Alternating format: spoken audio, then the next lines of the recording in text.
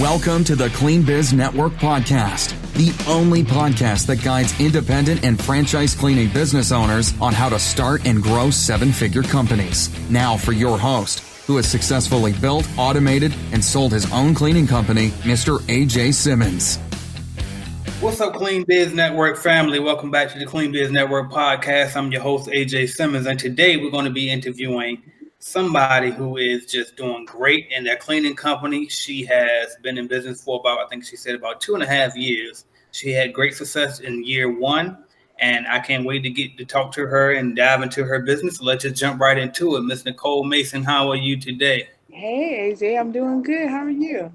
Good. And I tell you what, you know me, I'm always straightforward, so I'm not going to lie to y'all. We just had a whole 30-minute conversation before this. And I forgot to hit the record button. So she was nice enough to do this again for us. So let's show her some more appreciation on that. And we're going to restart the interview all by asking you. So what made you, tell us a little bit about your background, first of all, and what made you actually start a cleaning company? Yeah, so a couple of years ago, I was looking for a business to have along with my full-time job. I've always had what I would call hustles on the side. So everything from event planning to, as a kid, I was collecting cans and recycling them. So fast forward, I actually was just inspired by a combination of things. I was working in mental health and felt like the work that I was doing was trying to get people to, families in particular, to do a set of things to keep their children safe. But there were practical things that the family couldn't do to keep their children safe based on limited income. So clients that I would see, I was working with children. They would have probably inappropriate babysitters. They would move often, and all kinds of things going on, basically because the parent didn't have the finances to stabilize the family. And so I thought, man, I'm doing this mental health thing, but what happens with the basic needs? If people can't get their basic needs met, how beneficial can counseling be at that point? Absolutely. Okay. So let me ask you this. I see that you got your nice shirt on there with your name, your logo on it. It looks real nice. What made you come up with the name Glean for your cleaning company? So Glean comes directly from a story in the Bible, a lady named Ruth, who was a widow. She was taking care of not only herself, but her mother-in-law, who also became a widow. And I thought when I named the company, it was just kind of that isolated situation in the Bible. I thought it was a great name. It rhymed with clean, so I thought that was helpful. But it wasn't until 2 years later that I discovered that Glean is actually a socioeconomic way to help people who are in need. So back in the day when people just had farms, they would leave the outside of the farm not harvested. They would leave the crops there and untouched so that people who were either widowed, orphaned, or in need could come by and pick up what it is they needed. And so we've just taken something from ancient agrarian times and moved it to 2019 through commercial cleaning. That's what's up. Now, we've had some interactions a lot in the group, Clean Biz Network, and you always come up with new ideas, how to get customers. Like I said, I think you were in a contest one time, a pitch contest for your cleaning company. And you just always got so many new, just come up with more stuff. And you come across to me as an A-type person that loves to plan and is very meticulous. So I wanted to know what your viewpoint is on planning things out with your cleaning company, and how important do you think planning is? I think planning is very important, but I give myself a B+ personality type. So I love creativity and innovation. I'll give you an example. I was out of the country a couple of years ago, and I'm sitting in the airport in another country looking at the mop heads of the mop and trying to figure out, how can I get that mop head to the United States, and who produces it? And I'm talking to janitors. Anywhere I go that I see cleaners, I'm either observing their products or I'm having a conversation with them. So I think planning is key, but I'm not yet, that's not my strong suit. I would be honest. My strong suit is innovation, creativity, how to do what the competitor is doing, but doing it better and doing it in a way that it aligns with the mission that I believe that I'm called to do. That's what's up. So we kind of a lot alike then. Like I'm always coming up with new ideas as well, and I'm good at implementing. But Yeah. but I'm not necessarily the biggest on planning. But good. That's what's up, though. All right. Well, I think you have experience with commercial, residential, and post construction, I believe. So I just wanted to know which one you thought was the best and why, and then also which one do you recommend to a brand new person getting into this industry? So when I started the company, I knew for sure I did not want to do residential cleaning. There are so many nuances of people's personal belongings that can't be replaced if they're accidentally knocked over or touched or any of that. So I just didn't want that headache. I became bonded immediately. I became insured immediately, but there are just some things that I just felt like would be more of a hassle. And I got approached when I first started within the first year. A lot of residential cleaners ask me, how did you get into commercial? Because I want to transition. I'm like, I never moved out of commercial. I started in commercial only because there's always going to be an office that trash needs to be pulled. There's always going to be bathrooms that need to be cleaned. And in residential side, a family could say, hey, we're going to just do the cleaning ourselves. Times are getting tough or whatever. When it comes to office, how likely is it at some level of the office, how likely is it that the CEO is going to say, hey, I'm going to start getting the secretary to clean the office? Right. It's not very likely. So I felt like there's more consistency when it comes to job creation. Where's the place that I know that I can create consistent jobs? So that was really my focus. And post-construction is new. The goal with post-construction is that we be able to not only maintain folks in the janitorial side, but that they can get a bonus or an influx of business as we move into the post-construction side. The challenge with post-construction in my mind is that you need this group of people for a period of time and then they don't have jobs that in between time. So I'd rather have the janitorial as the foundation and then the post-construction as the next level. That's a great point that you made. And a lot of people come into this industry thinking that, well, I have to start with residential first and then I'm going to ease my way to commercial. But you just went straight to commercial. Yeah. And that was the way I did it as well. I did a little bit of residential afterwards, but once I got my toe in the water and saw it was cold, I didn't want to mess with it anymore. No knock against residential. Do your thing if you like residential. Yeah, but that's our preference. But cool. That's just show you guys who think you need to do something else before commercial. No, you can go out there and go get it. So, and speaking of your experience, what experience outside of cleaning do you think was an asset to you with your cleaning company? As I mentioned before, I've had several side hustles. I won't call them businesses, although they all had business licenses. Right.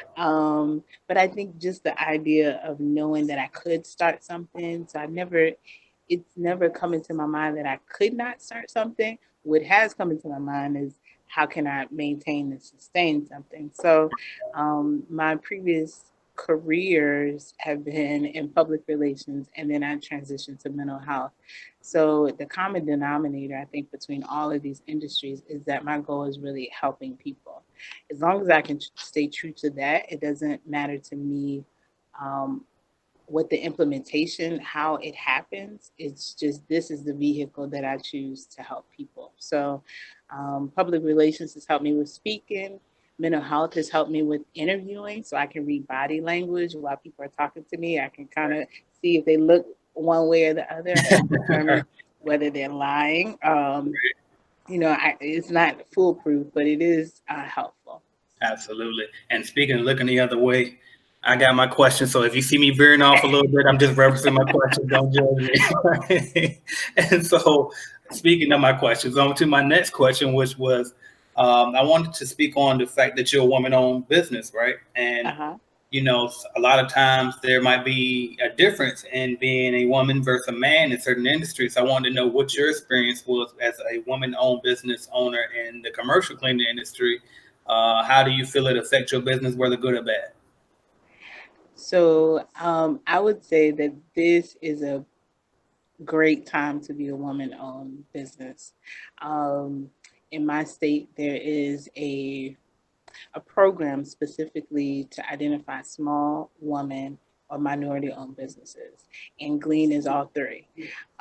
So when we start going into those certification areas, I think it's definitely something great to leverage. But I think in the practicality of it, I've been in rooms where there's no women. I've been in rooms where there's no African Americans. I've been in rooms where people just you can kind of come in unsuspecting. And so people don't know, and I'm going to use the word, they don't know you're gleaning from them when they're talking, because they think you're just there and, oh, okay, well, they don't know that I'm a sponge. Right. The one thing that I absolutely love is learning. It doesn't matter to me what I'm learning about more often than not, but I think you can always pull and learn from different demographics of people. But as a woman coming into the space, I didn't realize it hadn't been penetrated by Black women in particular. Yeah. I think there are woman-owned commercial cleaning companies that are independent in the area, probably more so that are franchised, but I think it's a true asset, to be honest. Absolutely. And I think you mentioned, like we're talking a woman-owned, and then obviously you're minority. Are you a SWAM vendor as well? Are you SWAM certified? So we're SWAM certified, micro business certified, DBE. We're even approved to do work in the airports, which we have not done yet. But that's what's up. Every certification we could have gotten, the goal is to get it. That's what's up. And I think I don't even remember. I think my first cleaning company, I did get my certification. The second time I didn't really bother to, because my understanding was it kind of matters for government contracts. Exactly. But it doesn't necessarily affect too much outside of that. Am I accurate on that, or have you had any? Yeah, what's been interesting is that I've gotten a couple requests for bids specifically because I was a SWAM vendor, but it's not from government contracts. One happened this week and one happened a few months ago. So I didn't realize that private industry is also pulling from that. And that could be for a combination of reasons, whether that's in their mission statement, whether that is something that they like to share with their board of, hey, we've been intentional about our vendors. So I've just really been surprised because we actually have not used our government. We haven't penetrated the government contract area yet. My goal was to really focus on private industry and then move into government. That was huge, Dan, because that was something that I didn't know. So good. So make sure y'all get y'all certifications. Any certification you can get, go take advantage of it. All right. Yeah. My next question was, I see that you've been preaching independence from day one since I've came across you. You even pushed me a lot of times when I wasn't believing in myself to step out of faith and step outside of that franchise and go independent. So I wanted to know, why is independence so important to you? Yeah. So part of that is my personality type. The goal of owning my own business is I don't necessarily want somebody to tell me how to run it. So that's just part of my makeup. Right. But the other piece is really that I know that the vision and the mission of Glean is so specific that I wouldn't have the freedom to do what I'm doing now within a franchise. First of all, I would be very much focused on paying off franchise fees. Right. And that's not the goal right now. So we currently Glean partners with 3 organizations in the city of Richmond, specifically to create job opportunities. So the Office of Community Wealth Building, Social Services View Program, and Better Housing Coalition. And so we can pull people from there and specifically place them in contracts that are along the bus line in Richmond that are very intentional. And I wouldn't be able to do that if a franchise supervisor was saying, hey, we got to get 10 people in. It doesn't matter where they're coming from. So Glean has the opportunity, I think, to do a few other things. Now, it also means that we don't have the capital or the cushion or the marketing team or the HR team or the systems or the wholesaling prices. There are things that I'm limited in terms of starting off, but for me, it's far better to do it independent. Yeah, and it's funny because you mentioned what you like, the franchise might hold you back when it comes to getting certain type of contracts. But a lot of times people always flex that the franchise can help you get more contracts because of the name. But that was a good point that it actually could hold you back from getting certain types of contracts as well. So that's a very good point. Another thing that I saw that you told me offline was you're thinking about switching to toxic-free chemicals, especially with your employees in mind, et cetera. I know that my brother and I, we both got sick a lot, especially like cleaning manufacturing warehouse bathrooms, spraying so much chemicals, like that stuff used to tear us up. So I think that's a very important. I always say that if I start another cleaning company, I'm definitely going to incorporate non-toxic cleaning chemicals. So what brought you to that? How has that process been going for you? Have you been able to find suppliers for your non-toxic products? Yeah. Tell us about that experience. I'll tell you, I was at a business event late last year, and a lady introduced me to a product that the cloth would do the work rather than the chemical. And I did not follow up. I just thought it was like she was talking about a unicorn. I just had never heard of anything like that. And then a few months ago, I have a residential cleaner who is a friend of mine. She owns her own residential cleaning business, and she told me about the same product, but she got it from her client who had cancer, was diagnosed with cancer, and moved into a chemical-free cleaning in her home and requested that the cleaners that come in do the same. And so once I heard it the second time, I immediately told her, you just saved me $1 million. Like, of all the things that I have to purchase, supplies is huge. And so to transition my mind from, we got to spray more chemicals, it needs to smell like a certain way. We're moving now into using essential oils, but also using vinegar and things that will not only clean, but I learned that there are different levels of cleaning. There's sanitizing, there's disinfecting. So to be able to do all those things in a toxic-free environment not only helps my customers feel more comfortable, but it also helps my cleaners. And I just didn't want to be kind of hypocritical in saying that I'm, doing right by my cleaners, by paying them a decent wage, by being respectful to them, by giving them bonuses. We give incentives when they get kudos from the client, but then they're breathing in these harsh chemicals. So I figure it was a matter of time. So within the next maybe 35 to 45 days, I'd like to fully launch into our toxic-free option for folks. Excellent. And I think you might be, actually, I know for a fact you're the very first woman cleaning business owner that I'm interviewing on the podcast. So congratulations on that. Thank you. The other thing is you were one of the first women business owners in the Clean Biz Network too. And speaking of that, I know that you left us one time and then you ended up coming back. So I was kind of just wondering what your thought process was on that, what happened, what made you come back, et cetera. So if you could kind of share that with us. Yeah. So the first year in business was exciting. It was overwhelming as well. So within the first year, we had 10 cleaning contracts, including a private school, which I was told that you don't get a private school until you kind of move on. I've been in the business for a while. So I learned very quickly that there's a muscle that you use to start something.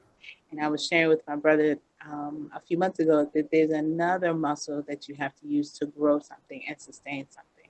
And I was definitely trying to use the same muscle that I used to start the business. And it wasn't as fulfilling because I felt like, okay, I started it. What do I do now? Well, you develop a new muscle. You got to shift. And I didn't make that shift very easily. I can tell you it was very painful. I had some great people around me who I told them I was not only going to shut down the business, I was moving to Cuba, I was selling my home. Like, it was a whole situation. So the thing that continued to resonate in my mind as I was going through this process was, you said you were going to create jobs. So how do you create jobs if you shut down the company you created? And so that's just been kind of my process. So I appreciate you letting me back into the group. I said, oh man, AJ is gonna be like, what? Where did she go? What is she doing? We're so happy to have you back. Thank you. I'm happy to be back. right? Because you asked that you always sharing videos, and because a lot of people will sit around and wait for me to go share everything. It's like, no, everybody shares some now. And you always say I appreciate you. Yep. And then the last thing I wanted to ask of you too is, for a person that's on the sideline, they're listening to this interview, they're thinking about starting a cleaning company, but they're just not sure. What advice would you give that person? Do you think is like just what would you give somebody that's kind of procrastinating, scared to jump because they don't want to lose their money? What would you say to that person? So I would definitely say jump, but jump with wisdom. You want to get a part of a group. Clean Biz has been a huge, huge asset for me. I thought, how am I going to jump into an industry that I know nothing about? And I came across your information on YouTube, and I figured that's all I need. All I need is AJ's brain in my hands, and we can make this work. But I would say to someone who is hesitant, this is, an industry where there are limited barriers. So a person who is in Richmond, who I look up to, she's one of the few African-American female-owned commercial cleaning businesses, and she is doing incredible. I read her story before talking with her and found out she had one vacuum, one customer, one client, and she started from there. And so when I see her now, it's just like, how in the world did you get there? But she started with one vacuum, and we all can do that one thing. I think it can be intimidating to think about all the things you don't know. But this is not like, it's not a difficult industry to get into. It might be difficult to grow or difficult to know some of the language and the nuances. But once you start getting into it, you realize that you know more than you thought you did, and you can learn faster than you thought you could. So I would definitely say to jump in.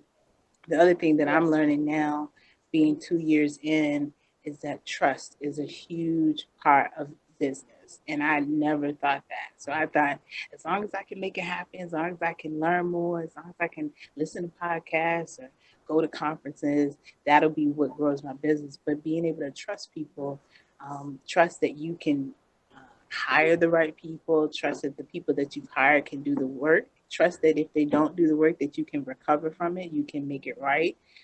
Trust that if you make a poor decision, that decision can be corrected within a timely manner. So for me, trust is a crucial thing at this point. Absolutely. Thank you, Ms. Nicole. And I just want to add on to that too, because for the people who are on the sideline that are listening to this, you hear Ms. Nicole's story. She got her 10 contracts in her first year. She's been in business for 2.5 years, which is just an accomplishment in itself, just to be in business that long. That's success, okay? And what you have to remember, like from the sounds of things, based on what she shared with us, is she had something to lose. It sounds like she had a career background. She was in the mental health industry, and she had some things to lose, and she was still able to jump in. She moved with wisdom, as she said, but she was able to jump in, and she was able to be successful with it. Okay, then you got a guy like me who started with basically nothing. Okay, I came from nothing, and so my point of view was I have nothing to lose. But you start with one thing, as she said, and you build on it, and you do it. So regardless whether you're starting with something or starting with nothing, you can make something happen, okay? So I just wanted to add on to that. So make sure that y'all jump. And I just want to thank you again, Ms. Nicole, for coming here with us, sharing your story and sharing your journey, sharing some tips. And then hopefully we can get you back on after you grow even more and come on to do a second interview with us. That would be great. Thank you so much for this opportunity. Absolutely. No problem. I'll talk to you later. Bye. You're now one step closer to running the cleaning company that you've always envisioned. Thank you for listening. And until next time, keep building.